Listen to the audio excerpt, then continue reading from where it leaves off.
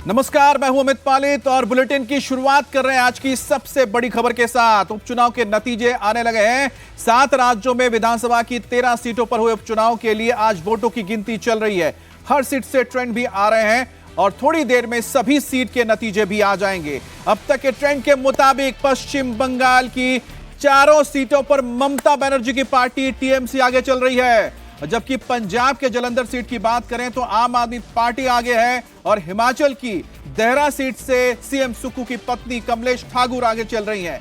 हमीरपुर और नालागढ़ सीट से कांग्रेस आगे हैं। बिहार की रुपौली सीट से जेडीयू आगे चल रही है और यहां से आरजेडी ने बीमा भारती को कैंडिडेट बनाया है। जबकि आपको बता दें 7 राज्यों की जिन 13 विधानसभा सीटों पर उपचुनाव के लिए इस वक्त काउंटिंग हो रही है, उसमें महत्वपूर्ण कौन कौन से इलाके हैं। हिमाचल की 13 सीट, पंजाब की 1 सीट और उत्तराखंड की 2 सीट, मध्य प्रदेश की 1 सीट है, तमिलनाडु की 1 सीट है, बिहार की 1 सीट है। लेकिन पश्चिम बंगाल की 4 सीटों पर इस वक्त काउंटिंग चल रही है, जिसमें से 1 सीट पर सिर्फ मानिकतला पे टीएमसी ने जीत हासिल की थी 2021 में, लेकिन बाकी तीनों सीट बीजेपी की थी। लेकिन इस वक्त जो काउंटिंग हो रही है उसके हिसाब से पश्चिम बंगाल में बीजेपी को नुकसान हो रहा है, जबकि टीएमसी जो सत्तारूढ़ पार्टी है ममता बनर्जी की, उसे फायदा पहुंचता साफ नजर आ रहा है। पश्चिम बंगाल की चारों सीटों पर इस वक्त टीएमसी आगे चल रही है। तो कौन कौन से राज्य है जहां पर इस वक्त ये काउंटिंग हो रही है? पंजाब की 1 सीट है, हिमाचल की 3 सीटें हैं, बिहार की 1 सीट है, पश्चिम बंगाल की 4, मध्य प्रदेश की 1 और तमिलनाडु की 1 सीट है। उसी तरह से जो सत्तारूढ़ पार्टी है इस वक्त हिमाचल प्रदेश में, उसकी भी साख दांव पर लगी है। 3 सीटों पर इस वक्त वहां पर काउंटिंग हो रही है और साथ ही साथ पंजाब की बात की जाए तो वहां पर भी 1 सीट पर इस वक्त काउंटिंग है और यहां पर आम आदमी पार्टी की सरकार है और आम आदमी पार्टी का ही कैंडिडेट इस वक्त सीट से आगे चल रहा है। वैसे बात की जाए मध्य प्रदेश सीट 1 है और तमिलनाडु की 1 सीट है, लेकिन उपचुनाव में ज्यादातर देखा गया है कि जो सत्तारूढ़ दल होते हैं उन्हें हमेशा महत्व रहती है, बढ़त बनाए रहते हैं। तो ऐसे में इस वक्त जो ट्रेंड भी आ रहे हैं वो उसी तरफ इशारा कर रहे हैं कि जो सत्तारूढ़ दल है वो इस वक्त बढ़त बनाए हुए हैं। तो पंजाब की 1 सीट पर इस वक्त काउंटिंग हो रही है, जिसमें आम आदमी पार्टी का कैंडिडेट आगे चल रहा है। अब Maniktala seat, Raiganj seat, Bagda seat और रानाघाट दक्षिण, ये वो सीट है जो पश्चिम बंगाल की अहम सीटें हैं। अब मानिकतला सीट से टीएमसी के जो उम्मीदवार थे, जो मंत्री भी थे, उनकी मौत हो गई थी, जिसके बाद उनकी पत्नी इस वक्त चुनावी मैदान में है। सुप्ति पांडे मानिकतला से टीएमसी की और इनका कल्याण चौबे के साथ इस वक्त मुकाबला है। कल्याण चौबे नहीं, इनके जो पति है उनके को टक्कर दी थी 2021 में, लेकिन 2021 में कल्याण चौबे हार गए थे। लेकिन अब सुप्ति पांडे चुनावी मैदान में है और वो भी इस वक्त आगे चल रही हैं। बात की जाए रायगंज सीट की तो यहां से कृष्णा कल्याणी टीएमसी के जो उम्मीदवार हैं आगे चल रहे हैं। मानस कुमार घोष के साथ इनका मुकाबला है और यहां पर सीपीएम के भी तीसरे कैंडिडेट है। मधुपर्णा ठाकुर टीएमसी की हैं, इस वक्त तो बागदा सीट से आगे चल रही है। विनय कुमार विश्वास जो बीजेपी के कैंडिडेट हैं वो इस वक्त पीछे चल रहे हैं। अशोक कुमार हल्दर कांग्रेस के हैं। तो त्रिकोणीय मुकाबला है, लेकिन इस वक्त मधुपर्णा आगे हैं। ये जो सीट आपको बता रहे हैं बागदा सीट, यहां पर भी बीजेपी ने 2021 में जीत हासिल की थी। अब बात कर लेते हैं कि किस तरह से बीजेपी की रानाघाट सीट पर भी जो पकड़ थी वो भी कमजोर होती जा रही है। हालांकि जो मतुआ समर्थित या मधुआ समुदाय ज्यादा मौजूद है इस वक्त जो रानाघाट की सीट है, लेकिन उसके बावजूद बीजेपी के जो कैंडिडेट है वो पीछे चल रहे हैं। और बड़ी बात है कि मुकुटमणि अधिकारी जो है वो 2021 में बीजेपी के कैंडिडेट बनके यहां से ही जीते थे, रानाघाट दक्षिण से, लेकिन वो बाद में टीएमसी में चले गए और इस बार भी वो टीएमसी के ही टिकट पर चुनावी मैदान में उतरे हैं। हमारे साथ ओंकार कोलकाता से जुड़ रहे हैं, अनुराग अमिताभ हमारे साथ भोपाल से जुड़ रहे हैं, इसके अलावा पुनीत परिंजा चंडीगढ़ और शोएब रजा भी हमारे साथ जुड़ गए हैं जो हमें बिहार का हाल भी बताएंगे। तो बहरहाल सबसे पहले हम शुरुआत करते हैं बंगाल से ही। ओंकार, 4 सीटें हैं, 4 सीटों में से 3 सीटें बीजेपी की थी, लेकिन यहां तो बीजेपी पीछे जाती हुई नजर आ रही है और जो सत्तारूढ़ पार्टी है टीएमसी वो हावी हो रही है चारों सीटों पर।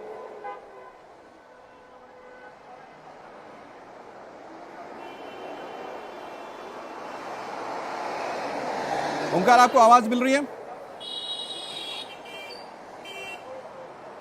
जी अमित, सबसे पहले ये कहना चाहूंगा कि जो सत्तारूढ़ पार्टी तृणमूल कांग्रेस है, तृणमूल कांग्रेस अभी चारों सीटों में आगे चलती हुई नजर आ रही है। कहीं कहीं पर थर्ड राउंड की जो काउंटिंग है वो काउंटिंग खत्म हो चुकी है। जहां तक अभी तक रिजल्ट जो मिल रहा है मैं आपको बताना चाहूंगा। मानिकतला में तृणमूल कांग्रेस की उम्मीदवार सोप्ती पांडे 13,148 वोट से आगे चल रहे हैं, वो भी थर्ड राउंड के काउंटिंग के बाद। इसके साथ साथ कृष्ण कल्याणी तृणमूल कांग्रेस की उम्मीदवार है रायगंज से, वो भी 16,095 वोट से आगे चल रहे हैं। इसके साथ साथ मुकुटमणि अधिकारी जो कि रानाघाट दक्षिण से तृणमूल कांग्रेस की उम्मीदवार है, वो भी 8,537 वोट से आगे चल रहा है। और इसके साथ साथ मधुपर्णा ठाकुर जो कि ठाकुरबाड़ी यानी कि मतुआ समुदाय का जो गढ़ माना जाता है, वहां से वो इस बार कैंडिडेट है और तृणमूल कांग्रेस की उम्मीदवार है मधुपर्णा ठाकुर, वो भी 8,000 वोटों से आगे चलती हुई नजर आ रही है। यानी कि सत्तारूढ़ पार्टी जो तृणमूल कांग्रेस है वो उपचुनाव में बढ़िया रिजल्ट करते हुई नजर आ रही है। जहां तक कि ये तीनों सीट यानी कि बागदा, रायगंज और इसके साथ साथ जो मानिकतला को छोड़ के जो 3 सीटें हैं, उस तीनों सीटें। अच्छा, लेकिन ओंकार एक बात बताइए कि अभी जो चुनाव हुए थे, जनरल इलेक्शन हुए थे लोकसभा चुनाव में, चाहे रानाघाट हो या फिर हम बात करते हैं मतुआ समर्थित इलाके हो जैसे कि बनगा की सीट बोलते हैं, यहां पर बीजेपी ने अच्छा किया, दोनों ही सीटें बीजेपी ने जीती थी। लेकिन जो मतुआ बहुल इलाके हैं जैसे रानाघाट है, यहां पर बीजेपी क्यों पिछड़ रही है? जी देखिए, 2024 का जनरल इलेक्शन का बात करें तो इस तीनों सीटों में यानी कि रानाघाट, बागदा और रायगंज, इन तीनों सीटों में भाजपा आगे चलती हुई नजर आ रही थी। लेकिन इस बार जब ही चुनाव के रिजल्ट धीरे धीरे आ रहे हैं तो देखा जा रहा है कि सत्तारूढ़ पार्टी तृणमूल कांग्रेस के पक्ष में रिजल्ट जा रही है। तो इसके में जो बातचीत हो रहा था कि उपचुनाव में जनरली जैसा होता है कि जो सत्तारूढ़ पार्टी रहता है उनकी तरफ ही वोट ज्यादा पड़ते हैं। इस बार भी दूसरा कुछ नहीं हुआ। इस बार भी उपचुनाव में देखा गया है कि तृणमूल कांग्रेस पहले से, जब से ये जो ईवीएम खुला है तब से तृणमूल कांग्रेस आगे चलती हुई नजर आ रही है और भाजपा कई दो नंबर जगह पर वो टिके हुए हैं। क्या भाजपा बढ़त ले पाएगी ये तो समय चलते ही पता चलेगा, लेकिन अभी तक जो रिजल्ट सामने आ रहा है उसमें तृणमूल कांग्रेस आगे चलती हुई नजर आ रही है चारों विधानसभाओं में। अमित, बिल्कुल, तो बाकी राज्यों का भी हाल जान लेते हैं। हमारे साथ पुनीत परिंजा भी जुड़े हैं। पुनीत, पंजाब का हाल क्या है? पंजाब में तो इस वक्त जो ट्रेंड्स हमने देखा उसमें आम आदमी पार्टी को बढ़त हासिल है। बिल्कुल बिल्कुल, यहाँ पर अगर हम जलंधर में जो वेस्ट में चुनाव होना था और ये सीट जो थी अनुराग जो थे अंगुराल उनके पास छोड़ने के बाद ये खाली हुई थी, तो यहाँ पर 17,000 के आसपास से लीड जो है वो आम आदमी पार्टी को मिली हुई है। शीतल अंगुराल जो है वो काफ़ी पीछे चल रहे हैं और दूसरे नंबर पर कांग्रेस है और बीजेपी की तरफ से शीतल अंगुराल है वो काफ़ी पीछे चल रहे हैं। तो पहले वो यहीं से जीते थे, लेकिन अब यहाँ पर आम आदमी पार्टी लगातार 6 राउंड की अभी तक काउंटिंग जो है हो चुकी है। उसके बाद 6 राउंड की काउंटिंग के बावजूद भी वो बढ़त जो है वो बढ़ाए हुए है। जी बिल्कुल, और बात करेंगे अब हम उत्तराखंड की। अब उत्तराखंड के लिए हमारे साथ शोएब जुड़े हैं। शोएब, बताइए कि उत्तराखंड में फिलहाल क्या चल रहा है? जी देखिए, उत्तराखंड की दोनों सीट पर बीजेपी इस वक्त पिछड़ी हुई नजर आ रही है, पीछे है। चाहे बद्रीनाथ सीट की बात करते हैं या मंगलोर की बात करते हैं। हालांकि 2022 में भी बीजेपी ने इन दोनों सीट पर बीजेपी को हार का सामना करना पड़ा था। लेकिन बद्रीनाथ सीट से बीजेपी को उम्मीद है कि शायद वो सीट उनके खाते में आ जाए। हालांकि जो बीजेपी के कैंडिडेट है या कांग्रेस से वो बीजेपी में शामिल हुए तो लोकसभा चुनाव के दौरान राजेंद्र भंडारी, उनके खिलाफ लोगों में इस बात को लेकर नाराजगी थी कि एक दिन पहले तक वो कांग्रेस के लिए प्रचार कर रहे थे, लेकिन अगले दिन फिर खबर आई कि वो अपनी सीट छोड़कर उन्होंने इस्तीफा दे दिया और वो बीजेपी में शामिल हो गए। तो इन्हीं तमाम चीजों को लेकर बद्रीनाथ सीट पर चुनाव हुआ था।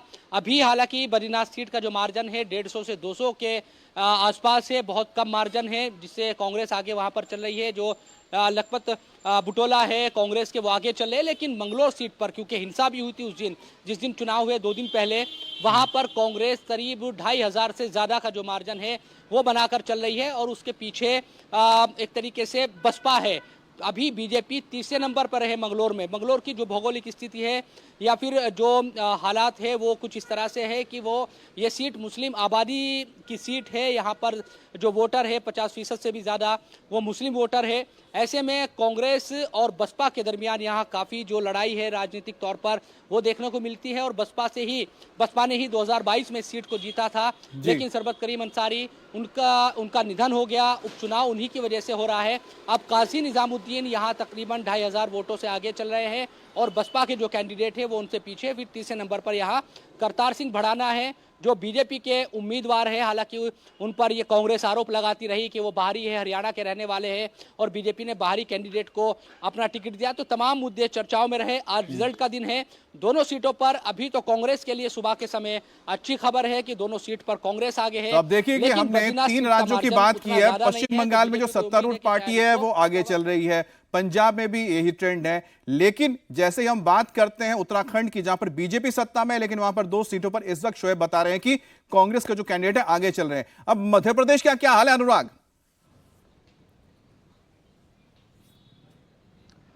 देखिए, मध्य प्रदेश में जो बीजेपी की तरफ से जो उम्मीदवार हैं कमलेश शाह तकरीबन 5000 वोटों से आगे। निश्चित तौर पर 163 विधायकों के साथ मध्य प्रदेश में बीजेपी की सरकार है। जाहिर है जो सत्ता दल पार्टी होती है माना जाता है जीत उसी के पक्ष में रहती है। लेकिन सबसे बड़ी बात इस चुनाव की, अमरवाड़ा सीट के चुनाव की है कि क्या कमलनाथ को इस बार दूसरी बार झटका लगने जा रहा है। पहली बार इस सेंस में कह सकते हैं कि जो उनकी परंपरागत सीट थी, जहां से खुद कमलनाथ 9 बार सांसद थे, अलकानाथ उनकी पत्नी 1 बार सांसद रही, नकुल नाथ 1 बार सांसद रहे, वो इस लोकसभा चुनाव में हारे हैं। यानी तकरीबन 11 बार से जो सीट गढ़ कही जाती थी छिंदवाड़ा की, वहां पर कमलनाथ को हार मिली। तकरीबन 7 विधानसभा सीटें आती हैं और ये 7 की 7 मध्य प्रदेश का इकलौता एक ऐसा जिला है जो 7 की 7 जो सीटें थी वो कांग्रेस के पाले में थी। लेकिन इस लोकसभा चुनाव के दरमियान जो कांग्रेस की तरफ से विधायक थे अमरवाड़ा सीट से कमलेश शाह, वो कांग्रेस का दामन छोड़कर कमलनाथ को झटका देते हुए, नकुल नाथ चूंकि लोकसभा चुनाव में उस दौरान खड़े थे, वो बीजेपी ज्वाइन करते हैं और इस्तीफा देते हैं कांग्रेस से, जिसके चलते ये उपचुनाव 10 जुलाई को हुआ है। ऐसे में ये जो परंपरागत सीट पूरी, चाहे वो लोकसभा सीट मानी जाती रही हो छिंदवाड़ा, वो भले ही छिन गई हो इस बार, लेकिन कमलनाथ क्या इस अमरवाड़ा सीट पर चुनाव दर्ज कराकर जो अब तक कांग्रेस की 7 सीटें कही जाती थी इस लोकसभा सीट में, वो वापस पा पाएंगे? ये एक बड़ा दारोमदार कमलनाथ के ऊपर है। उनकी पूरी राजनीतिक साख जो है वो अगर कहा जाए, चलिए साख की आपने बात कर दी, साख तो इस वक्त सुखविंदर सुक्खू की भी लगी हुई है, क्योंकि हिमाचल से 3 सीटों पर उपचुनाव हुए थे जिसके इस वक्त नतीजे आने वाले हैं। पुनीत, अगर बात करते हैं हम हिमाचल प्रदेश की, हिमाचल प्रदेश में क्या लगता है, सुक्खू अपनी साख बजा लेंगे या फिर बीजेपी डेंट मार सकती है, जिसकी तस्वीर हल्की फुल्की तस्वीर नजर आई थी ठीक चुनाव से पहले?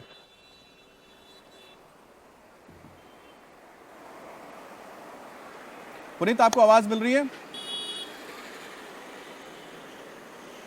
जी जी जी, मैं ये पूछ रहा हूं कि हिमाचल प्रदेश में क्या सुक्खू अपनी साख बचा पाएंगे? और दूसरी बात है कि हाल ही में जो चुनाव हुए हैं वहां पर बीजेपी ने जबरदस्त परफॉर्मेंस दिया है।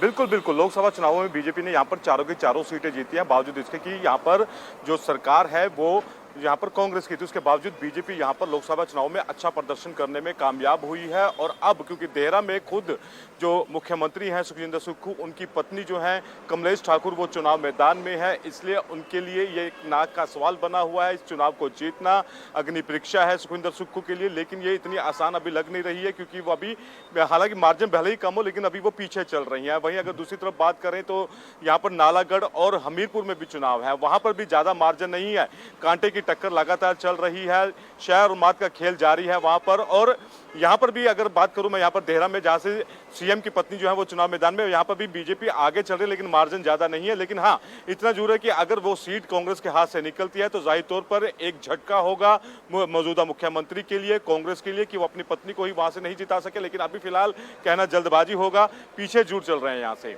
जी तो बिल्कुल, तो हमने आपको बताया कि किस तरह से करीब 5 राज्यों में इस वक्त हालात है। बंगाल की बात करते हैं, साथ ही पंजाब की अगर बात करते हैं और साथ ही साथ मध्य प्रदेश की बात करते हैं, तो सत्तारूढ़ अभी जो पार्टी है वो आगे है। लेकिन कहीं ना कहीं जो दोनों पहाड़ी राज्य हैं उत्तराखंड और हिमाचल प्रदेश, यहां पर इस वक्त काफी सस्पेंस बरकरार है। इस पर हम अपडेट आपको लगातार देते रहेंगे आगे।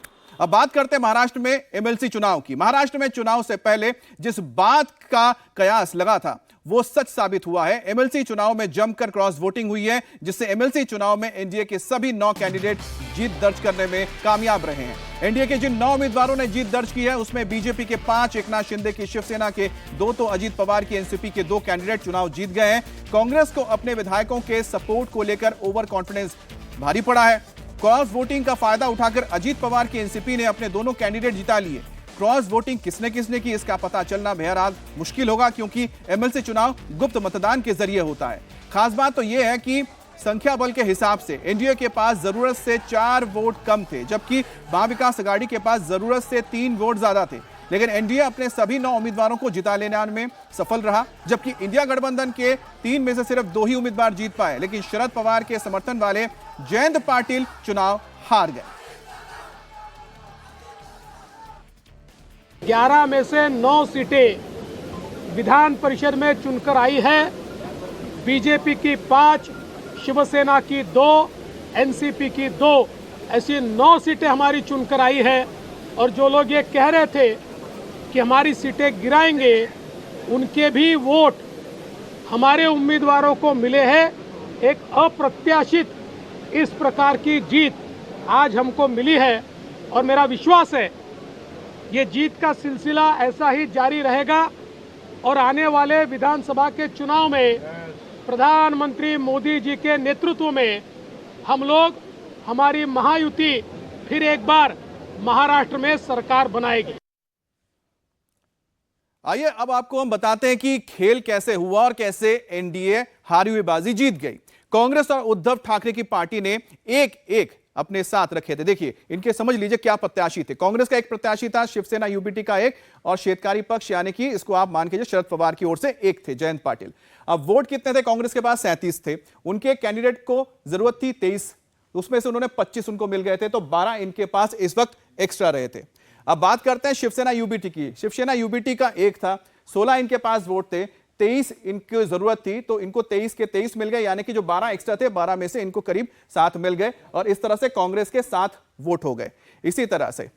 और साथ ही साथ आप देख रहे हैं कि जो दूसरा था, यानी कि शेतकारी पक्ष, जिसे हम कहते हैं कि शरद पवार की ओर से जयंत पाटिल मैदान में थे, उनका एक कैंडिडेट था और उनको जरूरत थी 12 प्लस उनके पास थे 23 की जरूरत थी, लेकिन उनको टोटल 13 ही मिले। मतलब साफ है कि जो 5 वोट एक्स्ट्रा थे कांग्रेस के, वो ट्रांसफर नहीं हुए शरद पवार की पार्टी को, जिसके चलते जयंत पाटिल हार गए। और यही वजह है कि इस वक्त जो महायुति है वो इस बात का जश्न मना रही है, और जो महाविकास आघाड़ी है उसको अब चिंता है कि आने वाले चुनाव में क्या यही हाल हो सकता है, क्योंकि इसको जो जीत मिली है यहां पर महायुति को, वो अब आगे से प्रोजेक्ट करेगी। अब यह बात कांग्रेस पार्टी भी मान रही है कि उनके विधायकों ने क्रॉस वोटिंग की, और अब कांग्रेस कह रही है कि उसके क्रॉस वोटिंग करने वाले विधायकों की पहचान कर ली गई है और इसकी जानकारी पार्टी हाईकमान को दे दी गई है। जिशान, क्या आपने क्रॉस वोटिंग की है? नहीं, हमारे जो ऐसे लोग बोल रहे हैं वो बहुत गलत है। कांग्रेस पार्टी ने जो चिट्ठी दी उस हिसाब से हमने वोट डाला, और उन्होंने मुझे इसके पहले मीटिंग पे नहीं बुलाया था, तो मुझे वोट एलोकेशन के बारे में नहीं पता, मगर जो चिट्ठी दी थी उस हिसाब से हमने वोट डाला है। सारे के सारे वोट कांग्रेस को गए हुए हैं आपकी ओर से? नहीं, वो तो आप कांग्रेस पार्टी की लीडरशिप दोगी, कितने एमएलए गए, क्यों गए, नाराजगी क्या है, क्यों नहीं आप उनसे बात कर पा रहे हो। पिछली बार भी ऐसा हुआ था, इस बार भी अगर हुआ है तो ये पार्टी की हाईकमांड को डिसाइड करना चाहिए। कहीं जो विधायकों के साथ जो समन्वय होना, जो कोऑर्डिनेशन, वो नहीं कर पाई पार्टी लीडरशिप। ऐसा लग रहा है अगर पार्टी के एमएलए लोग जा रहे हैं तो ऐसा देखना चाहिए, सेल्फ रिफ्लेक्ट करना चाहिए कि क्यों हो रहा है। आप पार्टी में बने रहेंगे? अभी तो पार्टी में हूँ। हमने आपको एकदम स्पष्ट कर दिया कि हमने हमारे हाईकमांड को जो आइडेंटिफाई लोग हुए उनके नाम हमने सूचित कर दिए हैं। आजकल में उनका मैसेज आएगा और जब कार्रवाई होगी तो आपको पता चलेगा। तो एनडीए ने अपने सभी 9 उम्मीदवारों को जीत लिया है, और साथ ही साथ जिसमें बीजेपी के सभी 5 उम्मीदवार जीते हैं। तो आप देखिए किस तरह से जीत हासिल हुई है। यहां पर पंकजा मुंडे, इनको 26 वोट मिले, +3 इनके पास गए हैं। इसके बाद परिणय फूके, अमित गोरखे, सदाभाऊ खोत और साथ में योगेश टिलेकर, ये थे बीजेपी के 5 कैंडिडेट। अब शिवसेना शिंदे गुट के कृपाल तुमाने, भावना गावली 24 वोट इनके पास, सारे के सारे इनके वोट गए हैं। शिवाजी गर्जे 24 वोट इनके पास गए। जो राजेश विटेकर थे, यहां पर वोट कम पड़ रहे थे एनसीपी के, और एनसीपी के जो वोट कम पड़ रहे थे उसको उन्होंने हासिल किया। अब यह देखना है कि कांग्रेस तो कह रही है कि क्रॉस वोटिंग हुई है, और जो उसमें जो 5 जो वोट थे वो किसके पास गए हैं, यहां से आप थोड़ा अंदाजा लगा सकते हैं। हमारे पास टोटल वोटर थे 42, हमारे कैंडिडेट को वोट मिले 47, तो इसीलिए हमें 5 वोटर ज़्यादा मिले। 5 विधायकों ने हमें सपोर्ट किया है। उनका मैं शुक्रिया अदा करना चाहता हूँ। तीन दफ़ा मैं एकनाथराव शिंदे और देवेंद्र जी फडणवीस साहब एक दफ़ा वर्षा पे बैठे थे, एक दफ़ा यहाँ ही उनके चेंबर में बैठे थे। अलग अलग जगह हम 3 दफ़ा बैठे थे और तीनों दफ़ा हमने ये सोचा था कि हम जिस विधायक के लिए काम करेंगे वो बीजेपी और हम और शिवसेना तीनों मिलके नहीं, हम किसी के ऊपर काम करेंगे, रिक्वेस्ट करेंगे। कोई रिक्वेस्ट बीजेपी वाले करेंगे, कोई रिक्वेस्ट शिवसेना वाले करेंगे। ऐसा महायुति की हमारी 9 की 9 सीट चुन के आई, नवरत्न हमारे चुनकर आए हैं।